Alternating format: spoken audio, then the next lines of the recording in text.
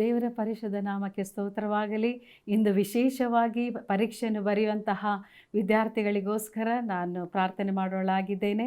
ದೇವರ ವಾಕ್ಯ ಹೇಳುತ್ತದೆ ಈ ರೀತಿಯಾಗಿ, ಯಾಕೋಬನ ಪುಸ್ತಕ 1ನೇ ಅಧ್ಯಾಯ 5ನೇ ವಾಕ್ಯ ಈ ರೀತಿಯಾಗಿ ಹೇಳುತ್ತದೆ, ನಿಮ್ಮಲ್ಲಿ ಯಾವನಿಗಾದರೂ ಜ್ಞಾನ ಕಡಿಮೆ ಆಗಿದ್ದರೆ ಅವನು ದೇವರನ್ನು ಕೇಳಿಕೊಳ್ಳಲಿ, ಅದು ಅವನಿಗೆ ದೊರಕುವುದು. ದೇವರು ಹಂಗಿಸದೆ ಎಲ್ಲರಿಗೂ ಉದಾರ ಮನಸ್ಸಿನಿಂದ ಕೊಡೋನಾಗಿದ್ದಾನೆ. ಇವತ್ತು ಎಕ್ಸಾಮ್ ಬರೀಲಿಕ್ಕೆ ಹೋಗುವಂತಹ ವಿದ್ಯಾರ್ಥಿಗಳಿಗಾಗಿ ನಾನು ಹೇಳೋದು ಎರಡು ಮಾತು ಏನಂದರೆ, ದೇವರು ಹೇಳ್ತಾರೆ ಜ್ಞಾನವನ್ನು ಕಡಿಮೆ ಆಗಿದರೆ ನನ್ನ ಕೂಡ ಕೇಳಲಿ ಎಂಬುದಾಗಿ.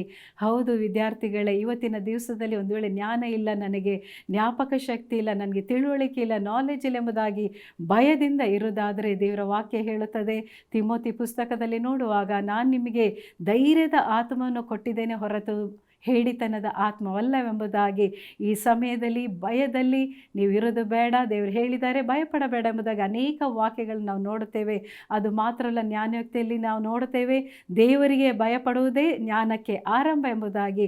ಈ ದಿವಸದಲ್ಲಿ ದೇವರಿಗೆ ಭಯಪಡಿರಿ ಮಕ್ಕಳೇ, ದೇವರನ್ನು ನೋಡಿ ಪ್ರಾರ್ಥನೆ ಮಾಡಿಕೊಳ್ಳಿರಿ. ದೇವರು ಹೇಳ್ತಾರೆ ಜ್ಞಾನ ಇಲ್ಲವಾ, ನನ್ನ ಕೂಡ ಕೇಳಿರಿ ಎಂಬುದಾಗಿ. ಈ ಸಮಯದಲ್ಲಿ ದೇವರ ವಾಕ್ಯಕ್ಕೆ ನೀವು ಭಯಪಟ್ಟು ನೀವು ಹೋಗುವಾಗ ಕರ್ತನು ನಿಮ್ಮ ಜೊತೆಯಲ್ಲಿ ಬಂದು ಎಲ್ಲ ಎಕ್ಸಾಮ್ ಬರೆಯುವ ಪರೀಕ್ಷೆಯಲ್ಲಿ ಬರೆಯುವ ಎಲ್ಲ ಪ್ರಶ್ನೆಗಳಿಗೆ ಸರಿಯಾಗಿ ಉತ್ತರ ಕೊಡಲಿಕ್ಕೆ ದೇವರು ನಿಮಗೆ ಆಲೋಚನೆಯನ್ನು ಕೊಡ್ತಾರೆ, ಜ್ಞಾನವನ್ನು ಸಹ ಕೊಡುತ್ತಾರೆ. ಆದರೆ ದೇವರಿಗೆ ಭಯಪಡಬೇಕು ಅಷ್ಟೇ. ದೇವರಿಗೆ ಒಪ್ಪಿಸಿಕೊಡಿರಿ. ನಾನು ನಿಮಗೋಸ್ಕರ ಈಗ ಪ್ರಾರ್ಥನೆ ಮಾಡ್ತಾ ಇದ್ದೇನೆ. ಮಹಾಪ್ರೀತಿ ಸ್ವರೂಪನಾದ ನಮ್ಮ ಜೀವನವುಳ್ಳ ಪರಲೋಕದ ತಂದೆ, ಅಪ್ಪ, ಈ ಸಮಯದಲ್ಲಿ ಕರ್ತನೆ ಪರೀಕ್ಷೆಯನ್ನು ಹೋಗುವಂತಹ ವಿದ್ಯಾರ್ಥಿಗಳಿಗಾಗಿ ಅಪ್ಪ ನಾವು ಭಾರದಿಂದ ನಾನು ಪ್ರಾರ್ಥಿಸುತ್ತಿದ್ದೇನೆ ಯೇಸು ಸ್ವಾಮಿ. ಎಲ್ಲ ಕಡೆಗಳಲ್ಲಿ ಈ ದಿವಸಗಳಲ್ಲಿ ಪರೀಕ್ಷೆಗಳು ಅಪ್ಪ ಅಂದರೆ ಪ್ರಾರಂಭವಾಗಿದೆ ಏಸಪ್ಪ. ಮಕ್ಕಳುಗಳು ಭಯದಲ್ಲಿ ಇರುತ್ತಾರೆ ಯೇಸು ಸ್ವಾಮಿ. ತಂದೆಯಾದ ದೇವರು ನಿನ್ನ ವಾಕ್ಯ ಹೇಳುತ್ತದೆ, ಯಾವನಿಗೆ ಜ್ಞಾನವು ಇಲ್ಲವೋ ಆತನು ನನ್ನ ಕೂಡ ಕೇಳಲಿ ಎಂಬುದಾಗಿ. ನೀನದು ಹಂಗಿಸದೆ ಎಲ್ಲರಿಗೂ ಕೊಡ್ತೇನಂತ ವಾಗ್ದಾನ ಮಾಡಿದೆ ಏಸಪ್ಪ. ಇವತ್ತಿನ ದಿವಸದಲ್ಲಿ ಭಯಪಡುವ ಮಕ್ಕಳಿಗೆ ಅಪ್ಪ ಆದರೆ ಧೈರ್ಯವನ್ನು ಕೊಡಬೇಕಾಗಿ ನಾನು ಬೇಡಿಕೊಂಡಿದ್ದೇನೆ. ಎಲ್ಲ ಭಯದ ಆತ್ಮವನ್ನು ಯೇಸು ಕ್ರಿಸ್ತನ ನಾಮದಲ್ಲಿ ಸಂಪೂರ್ಣವಾಗಿ ಲಯವಾಗಲಿ ಎಂಬುದಾಗಿ ನಾನು ಬೇಡುತ್ತಿದ್ದೇನೆ ಅಪ್ಪ. ಮಕ್ಕಳ ಪರೀಕ್ಷೆ ಬರೀಲಿಕ್ಕೆ ಹೋಗುವಾಗ ವಿಶೇಷವಾದ ಜ್ಞಾನವನ್ನು ತಿಳುವಳಿಕೆಯನ್ನು ಮಕ್ಕಳಿಗೆ ಕೊಡಪ್ಪ. ತಂದೆಯಾದ ದೇವರು ಎಕ್ಸಾಮ್ ಹಾಲಿಗೆ ಹೋಗುವಾಗ ನಿನ್ನ ಪ್ರಸನ್ನತೆ ಬರಲಿ ಅಪ್ಪ. ಎಕ್ಸಾಮ್ ಬರೀಲಿಕ್ಕೆ ಪ್ರಾರಂಭಿಸುವಾಗಲೇ ಅಪ್ಪ ಕರ್ತನಿನ ಅವರಿಗೆ ಸಹಾಯ ಮಾಡಪ್ಪ. ಅಪ್ಪ ಕರ್ತನ ಅವರ ಕರಗಳನ್ನು ಹಿಡಿದು ನೀನು ಅಪ್ಪ ದೇವರೇ ಅವರಿಗೆ ಜ್ಞಾನವನ್ನು ಕೊಟ್ಟು ಸರಿಯಾದ ಪ್ರಶ್ನೆಗೆ ಉತ್ತರ ಬರೆಯುವಂತೆ ನೀನು ಅವರಿಗೆ ಸಹಾಯ ಮಾಡೋ ಜ್ಞಾಪಕ ಶಕ್ತಿಯನ್ನು ಕೊಡು ತಂದೆಯಾದ ದೇವರೇ. ಅದು ಮಾತ್ರವಲ್ಲ, ಪರೀಕ್ಷೆಯನ್ನು ಬರೆಯುವ ಮಕ್ಕಳಿಗೆ ಆರೋಗ್ಯ ಸೌಖ್ಯ ಬಲವನ್ನು ಕೊಡು ತಂದೆಯಾದರೆ. ಎಲ್ಲ ಬಲಹೀನತೆಗಳು ಎಕ್ಸಾಮ್ ಬರೆಯುವ ಸಮಯದಲ್ಲಿ ಪರೀಕ್ಷೆಗಳು ಬರೆಯುವ ಸಮಯದಲ್ಲಿ ಬರುವಂತಹ ಎಲ್ಲ ಭಯಗಳು ಈ ಗಳಿಗೆಯಲ್ಲಿ ನೀಗಲ್ಪಡಲೆಂಬುದಾಗಿ ನಾನು ಕಟ್ಟಲೆ ಇಡುತ್ತಿದ್ದೇನೆ ತಂದೆಯಾದ ದೇವರು. ಆರೋಗ್ಯವಂತ ಮಕ್ಕಳಾಗಿ ಧೈರ್ಯದಿಂದ ತುಂಬಿದವರಾಗಿ ಎಕ್ಸಾಮನ್ನು ಬರೆದು ಕರ್ತನೆ ಅಪ್ಪ ಆದರೆ ಪೂರ್ಣರಾಗುವಂತೆ ನೀನು ಸಹಾಯ ಮಾಡು. ಮಾತ್ರ ಅಲ್ಲ, ಪರೀಕ್ಷೆಯ ಪೇಪರನ್ನು ಅಪ್ಪ ತಿದ್ದುವಂಥ ಅಧಿಕಾರಿಗಳ ಕಣ್ಣುಗಳಲ್ಲಿ ಮಕ್ಕಳಿಗೆ ದಯ ಸಿಗಲಿ ಯೇಸು ಸ್ವಾಮಿ.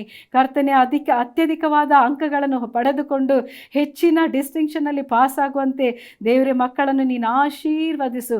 ಪ್ರತಿಯೊಂದು ವಿದ್ಯಾರ್ಥಿಗಳನ್ನು ಆಶೀರ್ವದಿಸು ಸ್ವಾಮಿ. ಲೋಕಕರವಾದ ಅಪಾದರ ರೀತಿಯಲ್ಲಿ ಮಕ್ಕಳು ಇರಾದ ರೀತಿಯಲ್ಲಿ ದೇವರೇ ಮಕ್ಕಳು ಅಪ್ಪ ತಂದೆಯಾದ ದೇವರೇ ದೊಡ್ಡವರಿಗೂ ಹೆತ್ತವರಿಗೂ ಅಪಾದರ ವಿಧೇಯತ್ವ ಮಕ್ಕಳಾಗಿ ಅಪಾದರ ಬಾಳಿಕಾಗುವಂತೆ ನೀನು ಸಹಾಯ ಮಾಡಪ್ಪ. ನಿಮ್ಮ ಪರಿಶುದ್ಧ ಕರಗಳಲ್ಲಿ ಒಪ್ಪಿಸಿಕೊಟ್ಟಿದ್ದೇನೆ. ಇಂದಿನಿಂದ ಬರೆಯುವ ಪ್ರತಿಯೊಂದೊಂದು ವಿದ್ಯಾರ್ಥಿಗಳಿಗೆ ಪರೀಕ್ಷೆ ಬರೆಯುವಾಗ ನನ್ನ ದೇವರ ಹಸ್ತವು ಕೃಪೆಯು ಮಕ್ಕಳೊಂದಿಗೆ ಇರಲಿ ಸ್ವಾಮಿ.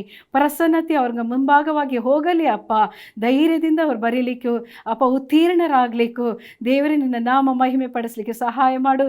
ಒಂದು ವಿದ್ಯಾರ್ಥಿಯರಾದರೂ ಸೋತು ಹೋಗದಂತೆ ಸೋಲದಂತೆ ಕರ್ತನೆ ಅಪ್ಪ ತಂದೆಯಾದರೆ ಫಲಿತಾಂಶವು ಬರುವಾಗ ಯೇಸುವೆ ಅಪ್ಪ ಅಂದರೆ ನೆನೆಸೋದಕ್ಕಿಂತ ಅತ್ಯಧಿಕವಾಗಿ ಅಂಕಗಳನ್ನು ಪಡೆದುಕೊಂಡು ಅವರುಗಳಪ್ಪ ಉತ್ತೀರ್ಣರಾಗುವಂತೆ ನಜರೇತಿನ ಯೇಸುವಿನ ನಾಮದಲ್ಲಿ ಇಂದು ನಾನು ಅವರನ್ನು ಆಶೀರ್ವದಿಸುತ್ತಿದ್ದೇನಪ್ಪ. ಹೆತ್ತವರಿಗಿರುವಂಥ ಎಲ್ಲ ವಿಧವಾದ ಟೆನ್ಷನ್ಗಳಪ್ಪ ಅದರ ಯೋಚನೆಗಳನ್ನು ತೆಗೆದು ಮಕ್ಕಳ ಆಶೀರ್ವಾದದ ಮಕ್ಕಳಾಗಿ ನೀನು ಮಾಡೋದಕ್ಕಾಗಿ ಸ್ತೋತ್ರ.